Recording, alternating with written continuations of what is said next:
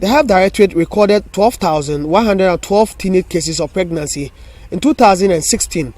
It increased to 12,311 in 2017 and shot up to 12,632 in 2018. The numbers include recorded cases at the various health facilities across the 3 regions. Global Media Foundation, GLOMEF, is a non-governmental organization operating in the Bono East and Ahafo region.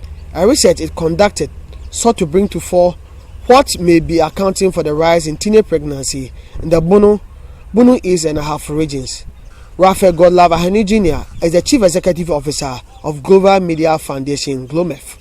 Not only parents that we can blame for the worsening teenage pregnancy situation in Bono East. There are a lot of factors that are fueling teenage pregnancy in this country. Government is part, parents are part, and other key stakeholders are also part. Religious leaders, for example, also are contributing to teenage pregnancy in this country. Now, when I'm talking about government is part of the problem, is that, government is supposed to provide the Health Directorate and other youth agencies like National Youth Authorities and then the Department of Children, Department of Social Welfare, to equip them so that they will be able to carry out activities that will help, especially targeting adolescent girls in this region. Government is not providing the resources that they want to carry out education on teenage pregnancy. Hospitals supposed to provide family planning services to these teenagers.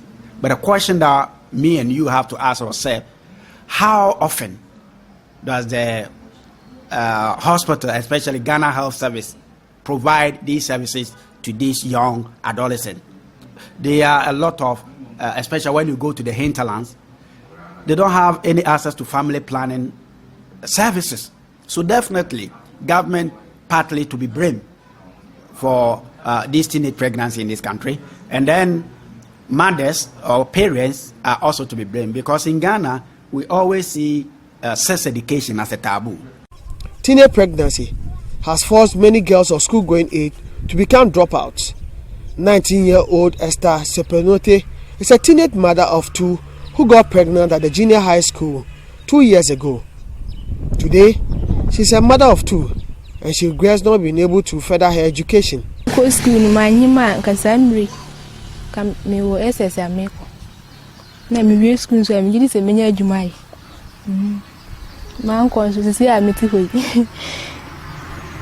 saying no Juma Benaya.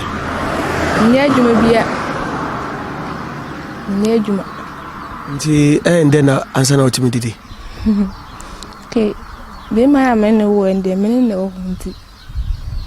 The Senna Babumuti, you think I called the St. Tony Square.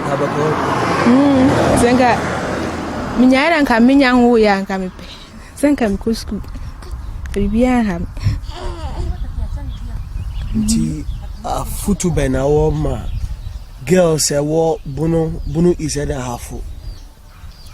They are 2 then a futu bena the mama. The American children say Mukusku a movie yena or mine. To Moha's uncle. So move your many a Jumapai. Esther's story has pushed authorities to put in measures to curtail the situation.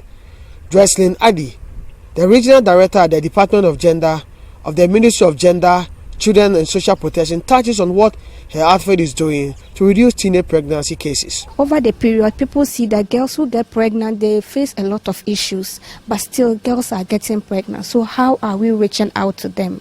So you see that as a ministry, we have decided to develop a 5-year strategic plan on adolescent pregnancies, where we want to implement it to the latter. And also as a region, we have taken it upon ourselves to go to schools and to sensitize the girls. We think that sometimes it is better to appeal to their conscience than to let them see what is happening.